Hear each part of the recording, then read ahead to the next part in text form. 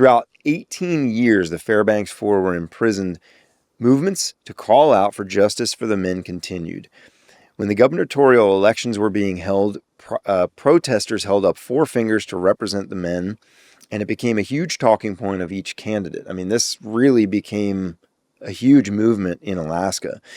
The loudest speaking group was that of the Tanana Chiefs Conference, an Alaskan Natives nonprofit organization who fought fiercely for their release and called out racial prejudice and inequality due to the men's Native heritage.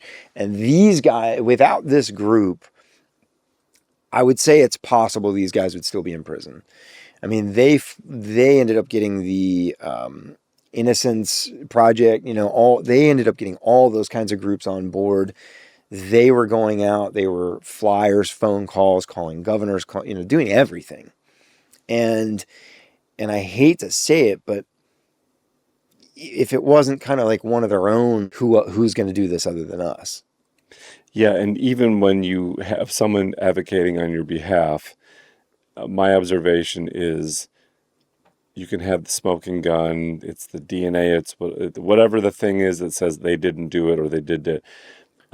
The wheels of justice take a very long time to get kind of unbound or untwirled. It is excruciatingly slow and not advantageous or helpful in a timely manner to help have someone get out. So it takes this constant beating of the drum by the public, by advocates, by lawyers, it's really hard. These Innocence Projects movements and what they do is so admirable, and they're at the same time still limited by a slow-moving system that doesn't want to be shaken, that doesn't want to just the kind of the classic TV show, oh, you didn't do it, and then they unlock the person, they walk out of prison, and they're done, right?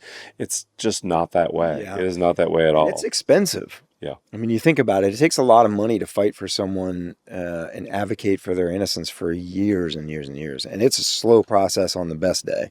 In 2011, nearly 15 years after the murder of John Hartman, a man named William Holmes made a jailhouse confession implicating himself and four other men who were all teens at the time.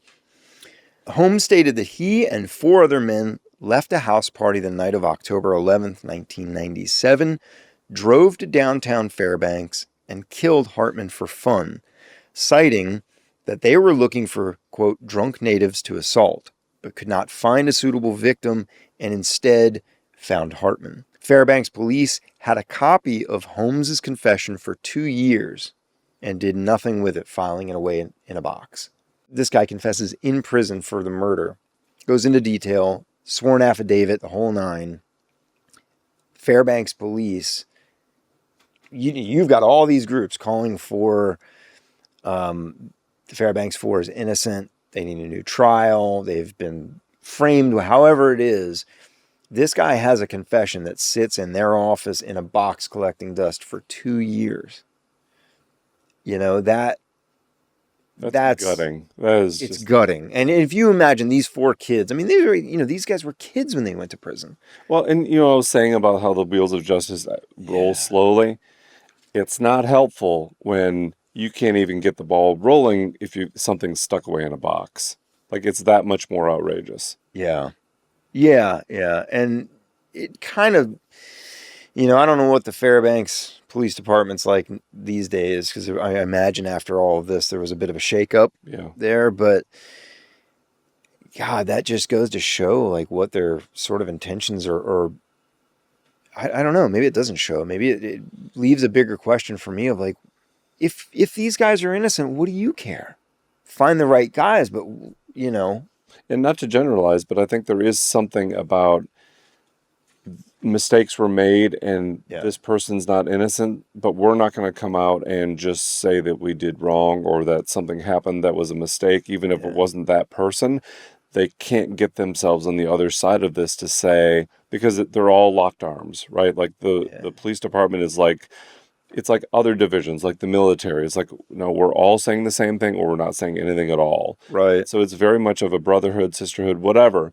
And to admit in a public setting that this has happened is admitting everything by virtue of that. My observation is seeing some other cases and stories that I've worked on that, despite being obvious, despite it being outrageous, it still doesn't happen like you think it should. And Yeah. here's another example of that. Well, yeah, and you're leaving yourself open to, if you admit, hey, we're wrong, we got the wrong guys, you're going to be liable for something. Are you going to lose your job? You lose your pension, get fired? Is that, the state's going to get sued? Well, the civil cases around this, when you think of O.J. Massive. Simpson, like civil cases can be sometimes more damning than the actual criminal cases that happened.